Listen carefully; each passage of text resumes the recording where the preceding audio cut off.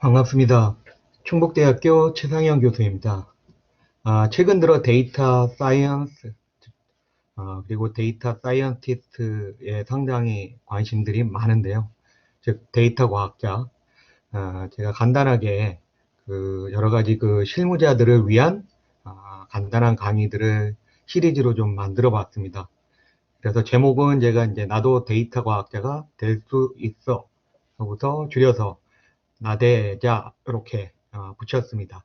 나댄다는 의미가 굉장히 이렇게 신속하게 움직인다는 의미도 있고요. 실제로 다른 사람들보다 먼저 선행해서 간다는 의미가 있어서 제가 나대자 실무자 시리즈라고 붙였고요. 오늘 첫 번째 시간 척도에 대해서 같이 한번 살펴보도록 하겠습니다.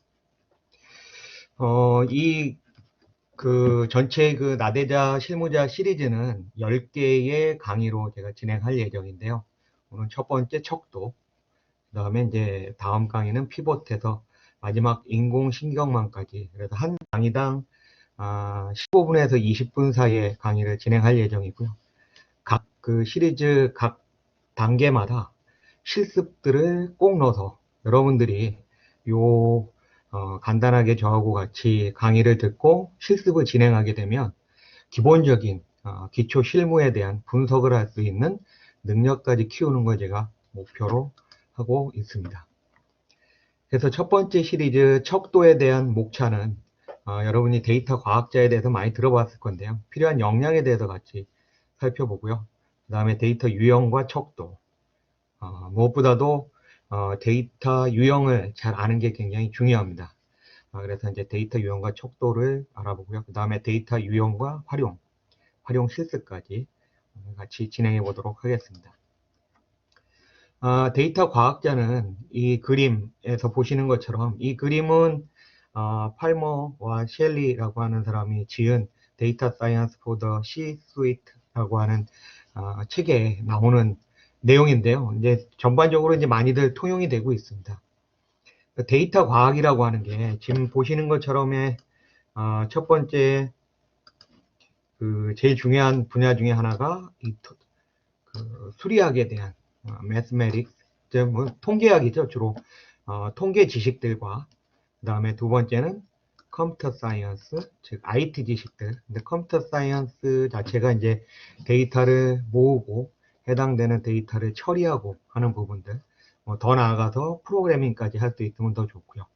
이런 두 가지가 접목이 돼서 우리가 이제 하나의 영역을 만든 게 이제 데이터 과학인데요. 여기에 이제 무엇보다도 제가 이제 강조하는 중요하다라고 하는 것은 이 도메인에 대한 엑스퍼타이즈, 도메인에 대한 전문성이 굉장히 중요합니다.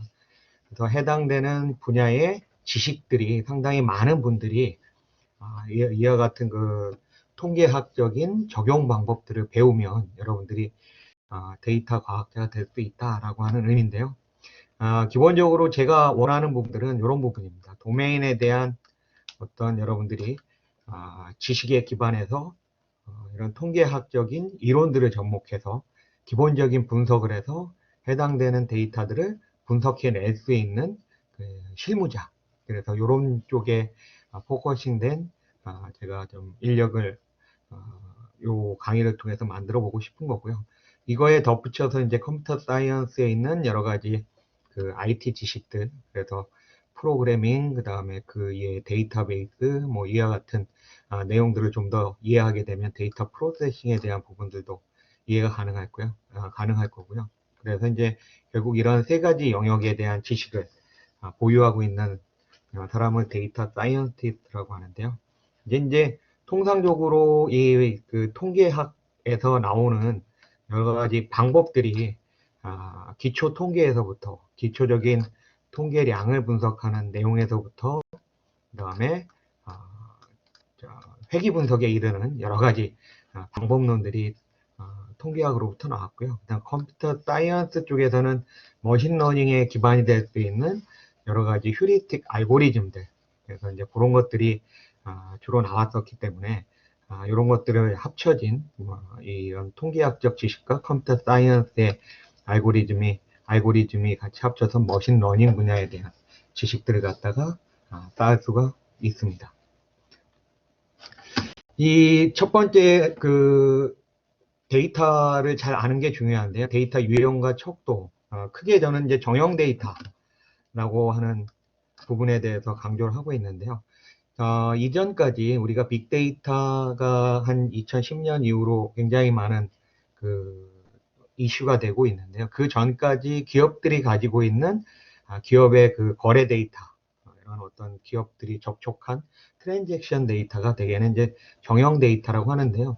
이런 정형 데이터와 또 이제 비정형 데이터는 그 이외에 텍스트 데이터나 이미지, 동영상 이와 같은 데이터를 비정형 데이터라고 하는데 뒤에서 더 설명을 드릴 거고요. 제가 기본적으로는 이 정형 데이터에 대한 분석력이 굉장히 여러분들한테 중요하다라고 얘기를 하는데요. 이 데이터라고 하는 것은 정형 데이터는 크게 숫자와 정성적 데이터, 글자와 그 다음에 숫자, 정량적 데이터로 구분해 볼 수가 있습니다. 이거는 글자로 돼 있는 것들이라고 보시면 되는 거고요. 물론 이제 형태가 수치형으로 돼 있는 경우들도 많이 있긴 한데요. 그래서 이거는 글자라고 그냥 쉽게 생각하시고요. 여러분들이 글자들을 우리가 정성적 데이터다라고 얘기하고 정량적 데이터는 숫자, 이렇게 두 가지로 이해하시면 될 것 같습니다. 이게 여러분들이 이제 통계학 배우시면 초반에 배우는 건데 뭐 다 아는 거 하고 넘어갔던 건데 사실은 이런 데이터에 대한 유형을 알아야 여러분들이 이런 데이터로부터 향후에 올랩 분석이라고 하는 차원별 사실 분석을 할 수 있는 그런 기본적인 역량들을 쌓을 수 있기 때문에 제가 이거 다시 설명을 드리는데요. 이런 글자로 된 정성적 데이터는 명목 척도와 서열 척도로 나누는데요. 명목 척도라고 하는 것은 예를 들면 성별, 남자, 여자 이와 같이 남자에는 1, 여자에는 2, 뭐 이런 식으로 주는 것들이죠. 그래서 분류의 목적으로 거기에 부여된 크기 자체, 숫자에 대한 크기 자체의 의미가 전혀 없는 걸 명목 척도라고 합니다. 그런 거에는 제가 예를 들었던 성별이나 주소, 그 다음에 상품 분류, 그 다음에 직업 같은 것들이 이런 명목 척도에 들어가는 거고, 서열 척도는 이런 분류의 목적으로 쓰기도 하지만 변수가 상대적인 크기를 갖는, 예를 들면 직급, 학년, 선호도. 선호도라고 하는 것은 과연 이번에 나온 그 지역구 국회의원을 어느 정도 좋아하십니까? 엄청 좋아한다, 5점. 아주 안 좋아한다, 1점. 이런 식으로 5점 스케일로 준다. 이것들도 서열 척도에 해당하는 거예요. 근데 이제 이런 정성적 데이터에 대해서는 열심히 배우고 나서는 그래 그런 것들이 있어 라고 하는데 이거에 대한 활용도를 모르세요, 여러분들이. 그래서 그런 활용도를 위해서 이 뒷부분에 제가 실습과 연계해서 이런 걸 명목 척도나 서열 척도를 어떻게 사용할 수 있느냐.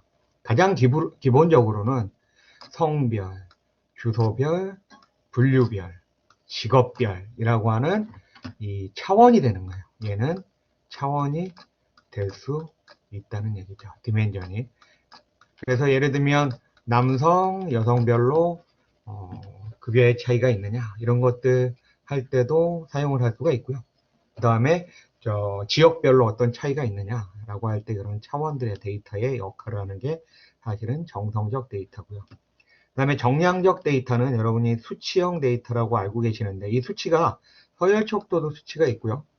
그 다음에 구간 척도, 비율 척도가 있는데요. 여러분이 가장 많이 알고 있는 비율 척도들은 절대적 원점, 즉 제로라고 하는 절대적 원점이 있으면서 산술적인 의미를 가집니다. 즉 크기의 차이가 얼마 있느냐에 따라서 그 상대적인 크기의 의미를 가진다는 얘기죠.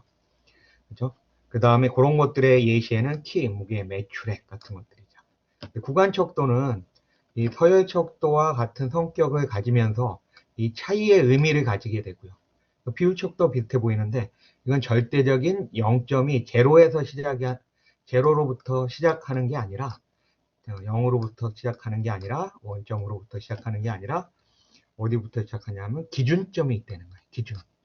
기준점이 있는, 즉 우리가 온도 그러면은 온도에 0도 그러면 온도가 없는 게 아니라 얼음이 어는, 그렇죠? 물이 얼기 시작하는 기준점을 0도라고 하잖아요. 이와 같은 기준점이 있는 척도를 구간 척도라고. 그럼 성적이나 IQ는 왜 구간 척도에 들어가느냐? 성적 0에서 시작하지 않냐? IQ 0에서 시작하지 않냐? 그거 아니고요. 성적, IQ 둘 다 어떤 성격을 갖냐 하면, 저희가 이제 성적을 예를 들어서 시험을 봤는데 학생들이 만약에 반도 못 맞아서 50점 이하로 평균이 뭐 30점이 됐다. 100점 만점에. 이러면 이 교수님이 어떤 교수님들은 어유 굉장히 내가 이렇게 어렵게 문제를 내서 학생들이 잘 못 맞추겠어 이런 얘기를 하시는 분들이 있는데요. 이건 거꾸로 잘못하신 거예요, 그분이. 왜냐하면 성적의 평균이라고 하는 것은 우리가 처음 시작할 때, 강의 시작할 때 정해야 돼요. 학생들에게 이해를 시켜서 전체적으로 60%, 70%를 알 수 있게 해야겠다. 그게 점수죠. 60에서 70점 사이가 평균이 나와야 되는 거죠. 그러니까 본인이 잘 못 가르쳤다는 거죠. 30점이 나왔다는 얘기는 내가 가르친 거에 대비해서 30%밖에 이해 못했다. 그런 거거든요. 똑같아요. 그러한 기준점을 강의마다 정하게 돼 있는 거고요. 교수님들이. 그 다음에 IQ의 경우에도 똑같은데요. IQ 같은 경우에도 이건 어떤 기준점이 있냐. 전 인류의 평균값이 100입니다. 100. 그래서 100을 기준으로 해서 100보다 숫자가 작은 사람들이 50%, 100보다 큰 사람들이 50%. 전 인류의 50%는 IQ가 2자리입니다. 욕이 아니에요. 이게 사실입니다. 사실. 그렇게 기준점이 있는 거죠. 100을 기준으로 해서 과연 조금 더 많은 거를 배우고 익혔느냐, 그러지 못했느냐의 차이일 뿐입니다. 그래서 이걸 구간척도라고 합니다. 하여간 구간척도와 비율척도는 뒤에서 데이터 분석할 때는 요약치나 이런 것들을 통해서 여러분들이 분석을 할 수가 있습니다. 두 번째 유형으로는 비정형 데이터가 있는데요. 비정형 데이터에는 제가 아까 얘기 드린 것처럼 텍스트나 보이스, 이미지나 동영상 이렇게 크게 나눠볼 수 있는데요. 텍스트라고 하는 것은 여러분들이 소셜 네트워크 서비스 상에서, 즉 페이스북이나 인스타 같은 데서 여러분들이 글을 올리는, 또는 포털 사이트, 뭐 네이버나 다음이나 여러 포털 사이트에 여러분들이 글을 올리고 해당되는 뭐 질문도 하고 답도 하고 하는, 그래서 관심 있는 이슈에 대한 게시글들이 나타나는, 그래서 이제 여러분들이 그걸 읽어보고 이해하는, 근데 아직은 저런 것들을 기계가 이해하는 능력이 떨어지잖아요.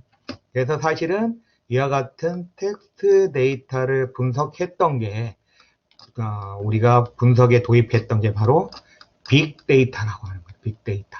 그러니까 빅데이터는 어떤 대용량의 데이터에 대한 성격을 가질 뿐만 아니라, 대용량일 뿐만 아니라 이와 같은 다양한 유형의 데이터들, 앞에서 정해놨던 정형 데이터 이외에 비정형 데이터들을 갖다 같이 분석하는, 그래서 초기에 빅데이터가 초반에 많이 떴던 게 그 구글 사이트 내에서 사람들이 감기에 대한 검색을 많이 하게 되면 그만큼 그 감기에 걸린 사람들이 많아진다는 얘기죠. 그래서 이제 이러한 텍스트 분석들이 상당히 붐을 이뤘었죠. 그 다음은 이제 보이스에 대한 것들. 최근 들어서, 여러분들이 이제 그 은행이든 여러 그 기관들에다 전화를 하면, 그죠? 자동 응답기에 연결이 되잖아요. 그래서 이제 거기에 여러분들이 필요한 정보를 넣기도 하고, 그 다음에 대화를 하기도 하고, 상담을 하고, 대화를 하기도 하는데요. 여기 내에는 그러니까 업무 수행 내역이나 아니면 제가 지금 강의하는 것 같은 인터넷 강의 같은 것들이 보이스로 여러분이 데이터를 받을 수가 있죠. 근데 기업 내에서는 그래서 그러한 보이스로 저장된 상담원들의 상담 내역 같은 것들을 요거를 텍스트로 바꿔서 이거를 텍스트로 변환을 해서 요 중에서 키워드만 뽑아서 하는 빅데이터 분석이 굉장히 많이 활용이 되고 있습니다. 또한 이미지와 이제 동영상의 경우에는, 이미지 같은 경우에는 특정한 사물에 대한 사진, 또 그래서 이제 뭐 여러분들 뭐 써보셨는가 모르겠는데요. 요즘에는 그런 서비스들이 많이 이루어지고 있죠. 사진으로 찍어서 해당되는 그 꽃이 어떤 꽃인지, 또는 해당되는 사물이 어떤 제품인지를 갖다 이미지 프로세싱을 통해서 해당되는 제품을 찾아주는 서비스도 있잖아요. 이런 것들도 이제 빅데이터라고 볼 수가 있고요. 또한 이거는 이제 그 실제 작업 현장이나 생산 현장 같은 데서 어떤 물건을 만들었을 때 이미지를 찍어서 해당되는 그 제품에 문제가 없는지, 그래서 검사를 하는, 그래서 품질을 갖다 판단하는 그러한 상황에 사용할 수도 있고요. 그 다음에 이제 동영상 같은 경우도 상황 판단이나 품질 판단을 하기 위해서 많이 활용되는데, 예를 들면 CCTV를 통해서 지금 뭐 연구되고 있는 굉장히 많은 연구가 되고 있는 분야 중에 하나가 이 CCTV에 찍힌 영상을 통해 범죄가 이루어지느냐 같은 것들을 알아보는, 또한 작업 정보, 작업자들이 작업하는데 평소에 비해서 몸 동작이 둔하거나 하면 이 사람이 몸에 이상이 있는 걸로 판단해서 쉴 수 있도록 권해주는 그런 서비스도 가능하다는 거죠. 그래서 제가 이제 데이터 유형 중에서 정형 데이터에 대해 설명을 했는데요. 제가 이 정형 데이터 중에 아까 4가지 척도들, 명목, 서열, 구간, 비율 척도들을 얘기를 했었는데, 어떻게 활용할 수 있냐면 이와 같은 설문조사서를 받았을 때 요걸 갖고 이제 실습을 같이 해보실 건데요. 어떤 우유 종류를 선호하십니까? 이제 브랜드고요. A, B, C. 그 다음에 고소한 우유를 좋아하십니까? 라고 해서 1이 가장 좋아하는 거고요. 5는 안 좋아하는 겁니다. 이렇게 이제 표시를 했고요. 그 다음에 월간 우유 소비량이 몇 리터 되십니까? 라고 이제 조사를 한 겁니다. 그러면 여러분들이 이 데이터에서 아까 척도를 가지고 한번 생각을 해보세요. 4가지 척도 중에 어디에 속하는지. 우유 종류? 그쵸. 명목 척도. 그죠? 노멀 스케일이고요. 그 다음에 선호도. 요거는 오디널 스케일. 그죠? 서열 척도고요. 소비량. 이런 것들은 비율 척도죠. 그죠? 비율 척도. 그래서 요렇게 이거는 이제 숫자형 데이터가 되는 거고요. 사실은 우유 종류와 선호도는 정성적 데이터가 되는 거죠. 그래서 정성적 데이터는 여기 보시는 것처럼 파이 차트나 막대 그래프를 통해서 사실은 분석을 하셔야 되는 거고요. 그래서 이 우유 종류 선호도, 우리가 흔히 하기 쉬운 실수가 선호도에 대한 평균값을 구한다. 말도 안 되는 얘기입니다, 사실은. 왜냐하면 선호도라고 하는 것은 오디널 스케일로 정성적인, 1은 아주 좋아함, 2는 조금 좋아함, 3은 보통, 4는 싫어함, 5는 아주 싫어함인데 그걸 평균을 내고 있는 거죠. 파이 차트를 그리셔야 되는 거고요. 그 다음에 소비량과 같은 정량적 데이터들은 히스토그램을 제일 먼저 그리셔야 되는 겁니다. 그래서 그거에 대한 실습을 지금 같이 해볼 건데요. 여러분들 제가 하나 넘어갔네요. 여기에 클릭을 하면 지금 현재 엑셀 데이터가 열리는 걸 보실 수가 있을 거고요. 이거를 다운로드 받을 수 있게 해놓을 거고요. 지금 보시면 50개의 지금 50명의 데이터인데 어느 우유 종류, 선호도, 소비량 이렇게 3가지로 쓸 수 있는데요. 여기 내에서 우리가 첫 번째 일단은 우유 종류에 대해서 어떤 우유의 종류를 먹고 있는지를 갖다가 체크하기 위해서 여기에 쓸게요. 그래서 A, B, C 우유 종류에 대해서 우리가 찾아내는 그 선호도 조사를 할 수도 있고요. 제가 지금 할 거는 참 선호도에 대한 거 할게요. 선호도 1, 2, 3, 4, 5. 그래서 선호도, 그래서 이게 매우 좋아함. 이게 1점짜리고요. 좋아함. 이게 2점. 보통, 싫어함. 그 다음에 아주 싫어함. 매우 싫어함. 5점 스케일로 나누게 되는데요. 요거는 아까 얘기 드린 것처럼 1점, 2점, 3점, 4점, 5점으로 스케일을 맞춰 놓은 거죠. 그럼 요거를 어떻게 선호도에 대해서 평균을 구하지 않으면 어떻게 해야 되느냐? 사실은 제일 먼저 해야 될 건 제가 이제 이걸 좀 끼해서 보여드릴게요. 엑셀에 상당히 많은 통계적 기능들이 데이터 분석을 할 수 있도록 지원되고 있습니다. 그래서 여기에 여러분들이 count if라는 거 한번 들어보셨는지 모르겠는데요. count if라는 함수가 어떤 조건을 갖는 특정한 영역 내에 있는 데이터 중에서 조건을 갖는 해당되는 조건에 일치되는 개수를 찾아내는, 그래서 가로 열고 해주면 레인지를 정하게 돼 있죠. 그렇죠? 레인지를 정하고 요 범위 내에서 이 기준에 적합한 것들을 적게 됩니다. 레인지는 선호도니까 요 B4에서부터 해서 B53까지 선택을 하면 레인지, 제가 이미 설문 3이라고 하는 이름으로 정의해 놨습니다. 그 해당되는 범위의 이름을요. 그 다음에 선호도 1, 그래서 가로 닫으면 16, 이렇게 16명이 매우 좋아한다고 나온 거죠. 그 다음에 이걸 밑으로 카피하는 거 이렇게 더블 클릭하시면 아래쪽으로 카피가 되는데요. 다 1로 돼 있죠. 그래서 이거 바꿔줄게요. 2, 그 다음에 요거는 그 밑에 건 3, 밑에 거 4, 그 밑에 거 5 이렇게 바꾸시고요. 그러면 매우 좋아함 16명에서부터 매우 싫어함 5명까지의 데이터가 나오시는 걸 볼 수가 있고요. 삽입해서 여러분들이 뭐를 그릴 거냐 하면 파이 차트를 그릴 거예요. 파이 차트를 그릴 건데요. 자동으로 데이터가 선정이 되는데 이 데이터가 잘